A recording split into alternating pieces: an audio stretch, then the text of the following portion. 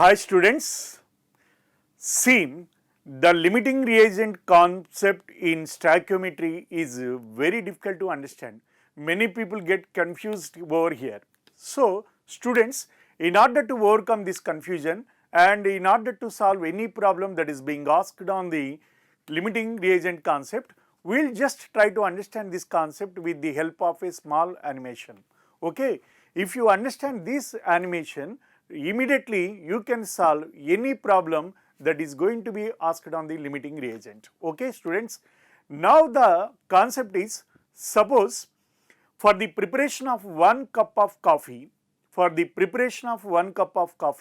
you require 1 tablespoon of sugar and 1 cup of milk and 1 tablespoon of sugar and 1 tablespoon of coffee powder, like this. I just want to have 1 cup of coffee. So for that, what are the ingredients I require? 1 cup of milk and 1 tablespoon of sugar and 1 tablespoon of coffee powder, so that I can have the coffee. And this is the concept. Now students, I give you 100 liters of milk and 100 kgs of sugar. I give you the 100 liters of milk and I give you the 100 kgs of sugar, but I give you the 1 tablespoon of coffee powder. How many coffees you can prepare? Even though the 100 liters of milk is there, even though 100 kgs of sugar is there, as coffee powder is just confined to 1 tablespoon, you can prepare only 1 cup. You can prepare only cup. So it never matters what you have excess. The product formation always depends upon the what you have in the limited quantity. Doesn't matter you have the 100 liters of milk and doesn't matter you have the 100 kgs of sugar, but what matters is how much of coffee powder, because it is in limiting quantity. Coffee powder is the limiting quantity. So the entire coffee preparation is going to be ruled by this coffee powder, not by the sugar, not by the milk which are present in excess quantity.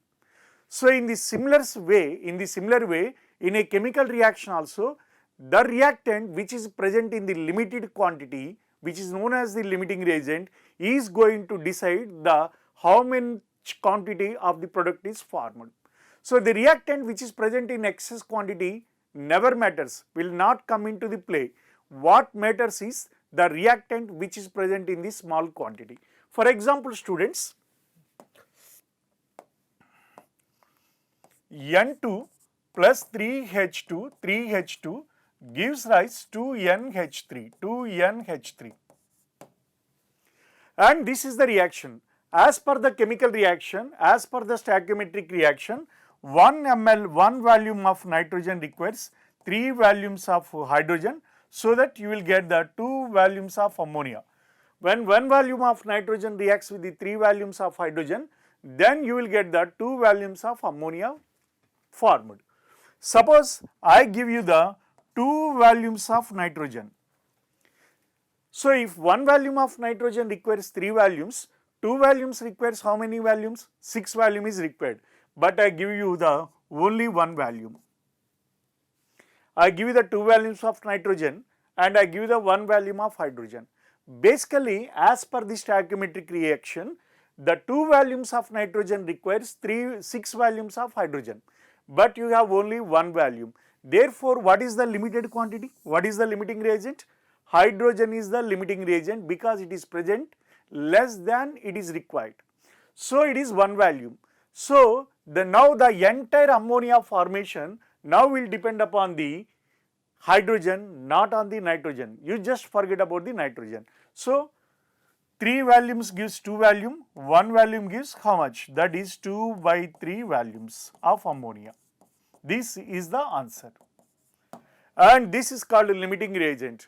It never matters what you have excess. It always matters what you have in limited quantity. So in these two reactant, as the hydrogen is present in limited quantity, then the entire ammonia formation will now be dependent on the quantity of the hydrogen. Therefore, now the formation of ammonia will be decided by hydrogen, not by nitrogen. So you forget about the nitrogen. Now 3 volumes form the 2 volumes, 1 volume forms how much? 2 by 3 volumes of ammonia. This is the concept of limiting reagent, students.